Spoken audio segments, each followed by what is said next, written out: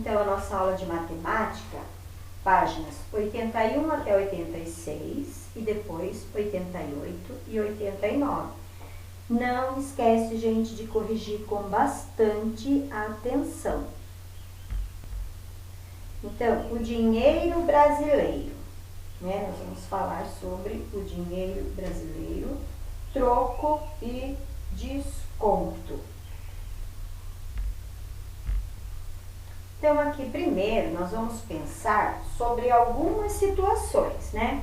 Em uma situação de compra e venda, quando recebemos troco? E em uma situação de compra e venda, o que significa dar ou receber um desconto? Vamos pensar um pouco sobre isso para a gente poder realizar as próximas atividades? Então, eu tenho uma das definições de troco é valor recebido pelo comprador quando este paga um valor superior ao assinalado por um ou mais produtos. Então, se você vai comprar um produto que custa, né? Por exemplo, eu vou comprar um produto que custa R$20, mas eu vou pagar com uma nota de 50, então eu vou dar mais dinheiro do que o valor daquele produto, então eu tenho que receber troco, certo?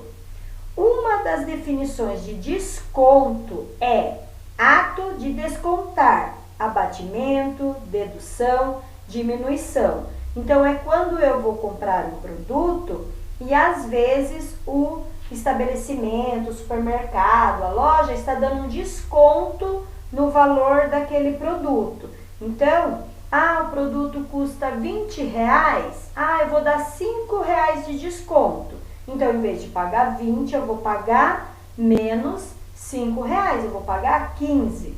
Então, isso é porque o vendedor resolveu me dar um desconto. Então, eu tenho aqui, uma loja de artigos esportivos está com uma grande promoção. Antes a mochila custava R$95.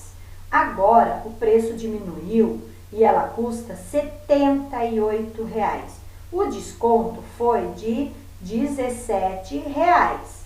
Calcule de quantos reais foi o desconto de cada artigo abaixo, tá? Então, aqui o skate custava R$80 e agora custa R$65. Então, eu vou ter um desconto de R$15. Na raquete, antes ela custava R$350. Agora ela custa R$186. Então, o desconto foi de R$164. Então, como que eu consegui descobrir o valor do desconto? Então, eu tenho que pegar o valor que custava e fazer a operação de subtração. Então, na letra A, 80 menos 65 é 15. 350 menos 186, 164. Então, aqui eu tenho uma pergunta, né? Como facilitar o troco? Você já ouviu a expressão facilitar o troco? O que você acha que essa expressão significa, né? Então, facilitar o troco é que, por exemplo, às vezes você vai comprar um produto e a nota que você... tenho R$100, por exemplo. Vou comprar um produto que custa, muitas vezes custa R$15,50 ou que custa R$22. Então, às vezes, a pessoa que vai te dar o troco, ela não tem o troco para te dar, ou mesmo se ela ficar te dando todas as moedas, as notas menores que ela tiver, ela acaba ficando sem troco, né? Então, o que você pode, às vezes, ajudar? Eu tenho R$1 aqui, ajuda? Eu tenho R$2, facilita o troco para você? Então, às vezes, você dá, né, uma moeda, uma nota mais abaixo para a pessoa, para poder facilitar o troco para ela, porque senão ela acaba ficando sem troco no caixa, aí ela Por exemplo, se ninguém der notas baixas para ela, ela vai ficar tudo com notas altas e depois ela não consegue dar troco para mais ninguém. Por isso, geralmente é interessante facilitar o troco para a pessoa. Então, por exemplo, responda as questões, né? São respostas pessoais. Vocês já viram algum folheto ou cartaz como esse em algum lugar? Então, eu tenho lá, ó, facilite o troco, traga suas moedas. Na compra da sua passagem, utilize moedas, né? Como eu falei, para você poder facilitar o troco para a pessoa, senão, se ela ficar dando tudo que ela tem de trocado, de dinheiro trocado, de moeda para todo mundo, vai chegar uma hora que ela não vai mais ter troco para dar para a pessoa, né? O que vocês entenderam desse trecho do primeiro folheto? Devido à falta de moeda circulando no comércio, por quê? Porque as pessoas, né, hoje em dia, elas não gostam de ficar andando com moedas. Então, às vezes, elas vão colocando num cofrinho, às vezes elas vão guardando as moedas, e aí se todo mundo ficar guardando as moedas não circulam, né? Porque a moeda que você dá ou no supermercado, em algum comércio, depois a pessoa pega aquela moeda que você deu e passa para outra pessoa. Então, essas moedas, elas vão circulando, elas vão andando de uma casa para outra, de uma pessoa para outra.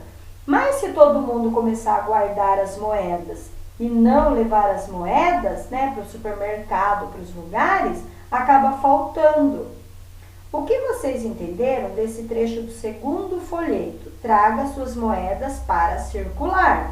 Então, como eu falei, né, às vezes quando você vai fazer compra com dinheiro, é bom sempre levar umas moedinhas, levar um trocadinho, para você poder facilitar o troco para a pessoa e para que esse dinheiro ele circule. Não fique todo mundo guardando as moedas em casa. Leia o texto a seguir. Mariana foi a uma livraria e escolheu um livro que custava R$36. Na hora de pagar, entregou ao funcionário do caixa 2 notas de 20. A atendente perguntou se ela tinha R$1. Mariana não entendeu nada. Afinal, a quantia que ela entregou era suficiente para pagar o livro.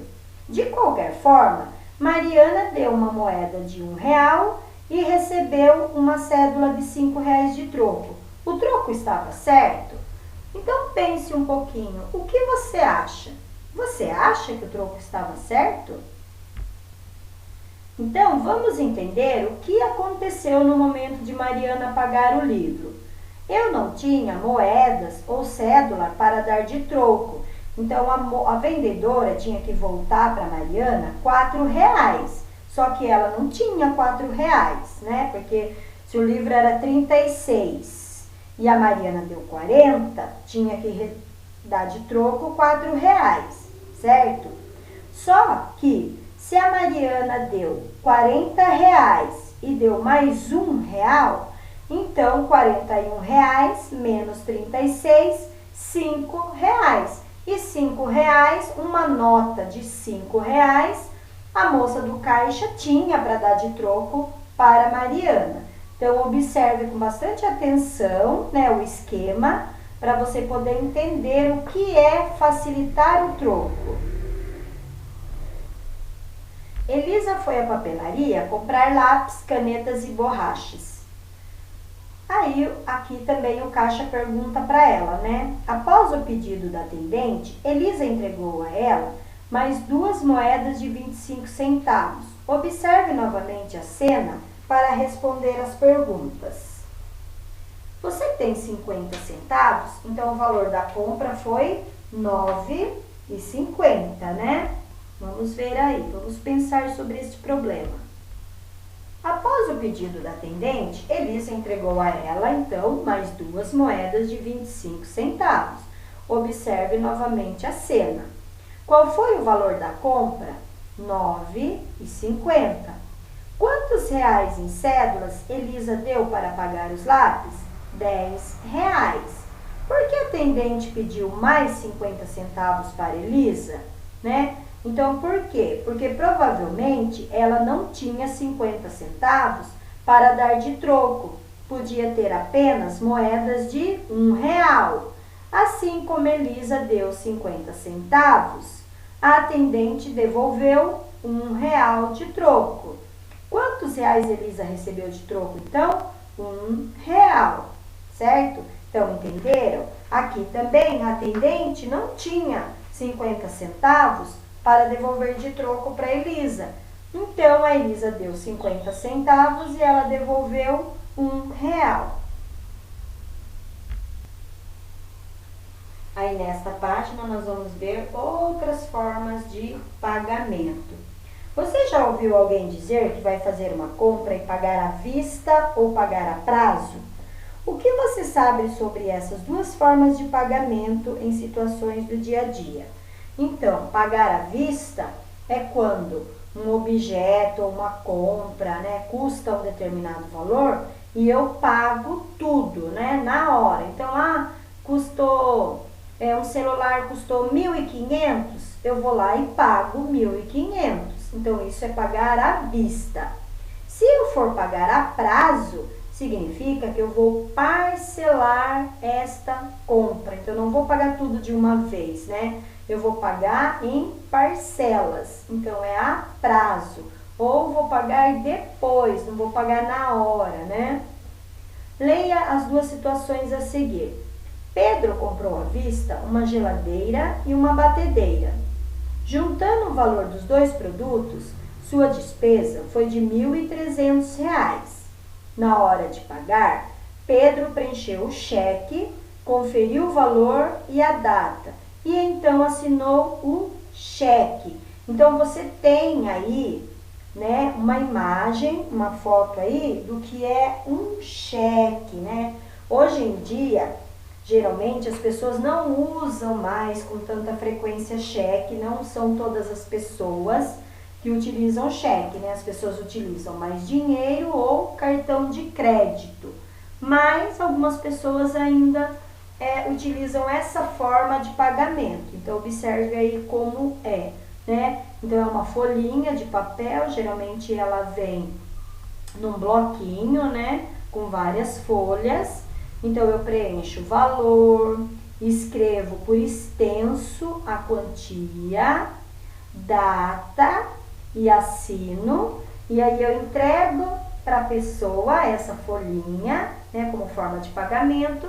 E depois, essa pessoa vai até o banco para receber essa quantia ou depositar no banco se ela tiver uma conta lá no banco. Então, ela pega esse cheque e deposita na conta dela. Marina comprou um monitor para computador e o valor de sua compra foi R$280. Como não tinha todo o dinheiro para comprar à vista, ela comprou a prazo. Então, Marina deu R$80 de entrada e parcelou o restante em 2 vezes, ou seja, em 2 prestações, certo? Então, aqui, como eu falei, é uma outra forma de você fazer uma compra.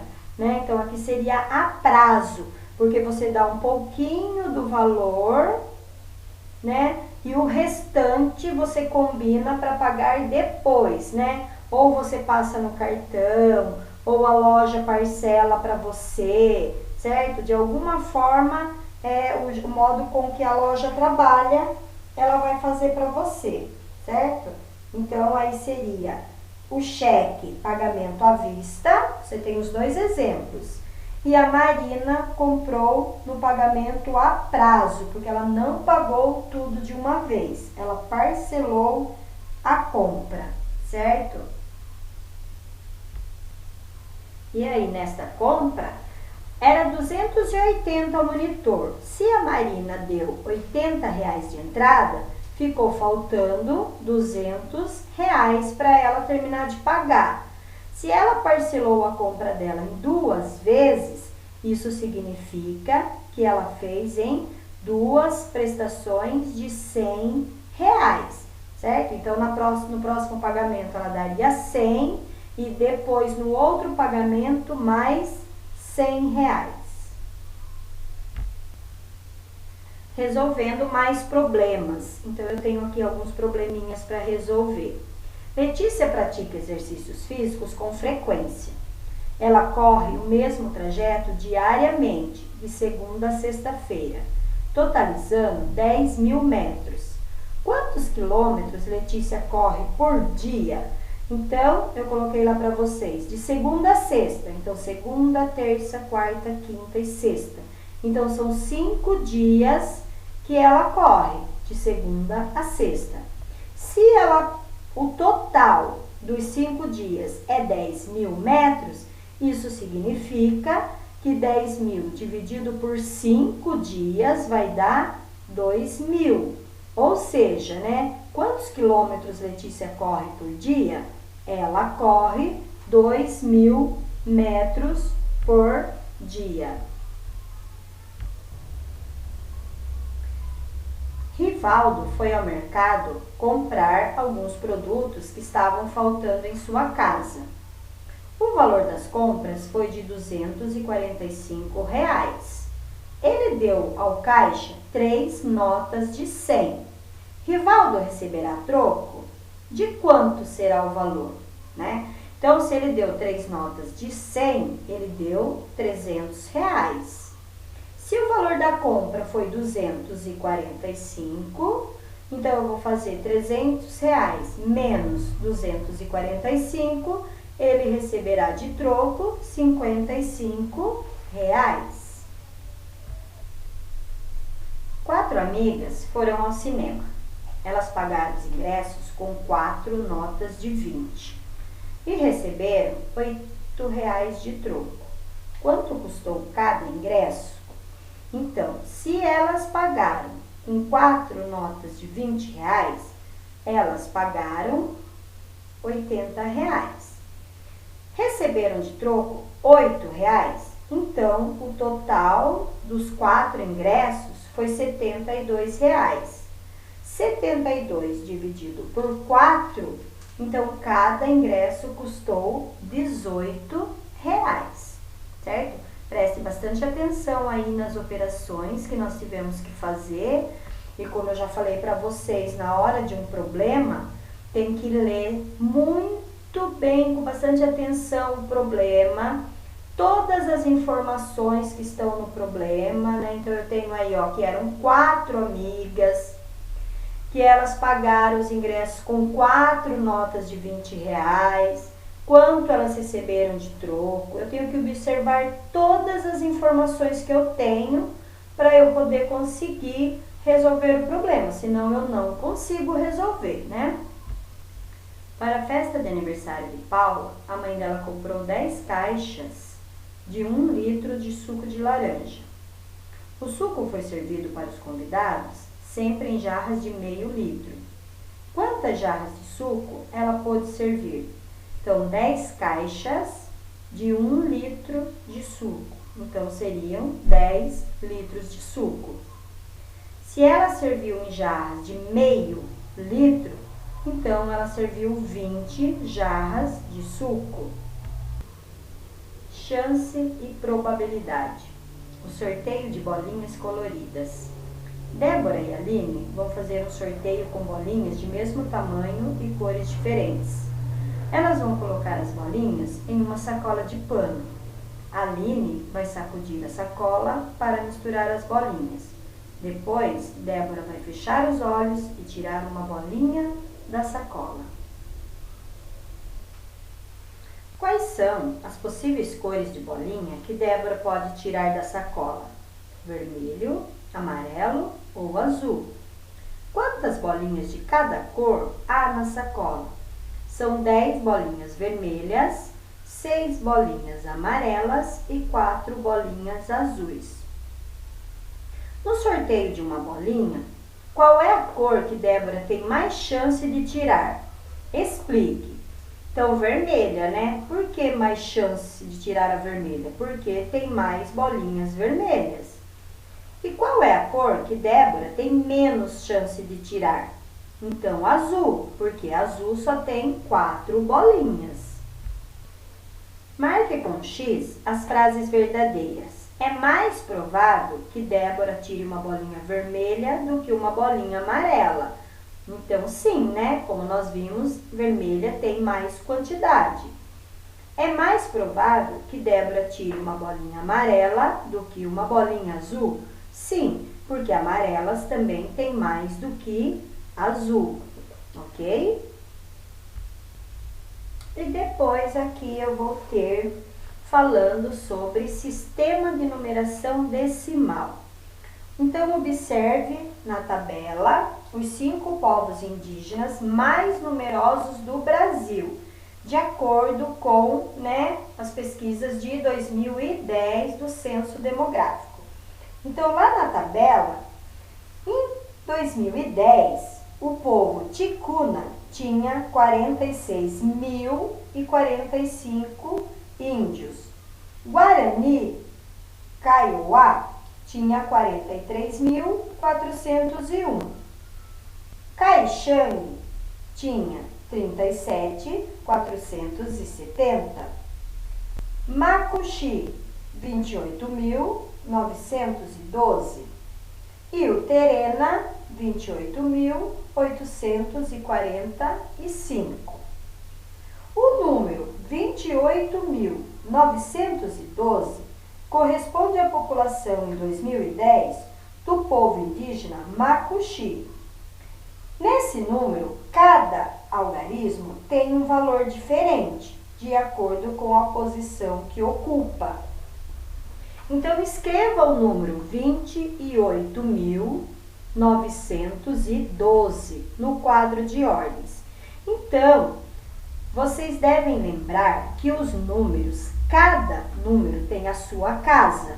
Então, eu tenho o número na unidade, o da casa da dezena, a casa da centena. Depois eu tenho unidade de milhar, quando o número é 1.000 ou maior do que 1.000. E quando o número está na casa da dezena de milhar, ele é 10.000 ou maior do que 10.000. Então, lembrando, cada número tem a sua casa, né? Então, aqui eu tenho um quadro de ordens, onde eu vou colocando, então, cada número aqui na sua casa, né? Na sua ordem. Então, observe novamente os dados da tabela e escreva por extenso. Então, Ticuna tem 46.045 índios. Guarani Kaiowá, 43.401. Caixangue, 37.470. E Terena, 28.845. Corrija com atenção, escrevendo direitinho aí o número por extenso. Entre os 5 povos apresentados, qual era o menos numeroso em 2010? Então, o povo Terena, né, que tem 28.845. Continue escrevendo as dezenas de milhar exatas de 10.000 em 10.000 em algarismo e por extenso até 90.000. Então, olhem aí ao lado, né, a figura do quadro. Então, eu tenho lá, ó, 10.000, 20.000, 30.000. Então, observe direitinho que o 10, por exemplo, eu tenho o número 10 e eu tenho 3 zeros, né, de 1.000. 20, depois 3 zeros de 20.000. E o número 30, 3 zeros, 30.000. Depois eu tenho 40.000, 50.000, 60.000, 70.000, 80.000 e 90.000. Então, observe direitinho aí os numerais, como eu escrevo o número e como eu escrevo por extenso também. Depois eu tenho, escreva qual é o número de 5 algarismos formado por 8 dezenas de milhar, mais 7 grupos de 1.000, mais 5 centenas, mais 9 unidades. Então, eu tenho lá 8 dezenas de milhar, mais 7 de 1000 é 7, 1000. 5 centenas, 500. E 9 unidades é o número 9. Então, aqui, ó, eu teria 8 dezenas de milhar, é 80.000. 7 grupos de 1000, 7.000. 5 centenas, 500, porque uma centena é 100. Então, 5 vezes 100, 500. E 9 unidades é o número 9. Então, 80.000 mais 7.000 mais 500 mais 9, 87.509. Depois, calcule 15.000 mais 400 mais 30 mais 9. Então, 15.000 mais 400 mais 30 mais 9, 15.439. Então, voltando aqui, né? Se você tiver dúvida, monte essas operações no caderno ou aí no livro, no cantinho mesmo, tá? Para você entender exatamente como eu fiz essa operação, né, gente? Ó, lembrando que quando eu vou armar uma conta para resolver, eu tenho que observar aqui a unidade. Então, a unidade eu tenho que deixar certinho um número embaixo do outro, depois as dezenas, depois a centena, aí unidade de milhar e dezena de milhar. Então, observe aqui como eu montei essa conta e tente aí montar as outras para vocês poderem entender por que deu esse resultado. Porque se você colocar os números nos lugares errados, a conta não dá, né? A operação não vai dar o resultado correto. Então, na hora de montar a conta, tem que montar ela direitinho, lembrando a casa, né, ou o lugar de cada número, tá? Nós não podemos esquecer disso. Então, corrijam aí com bastante atenção.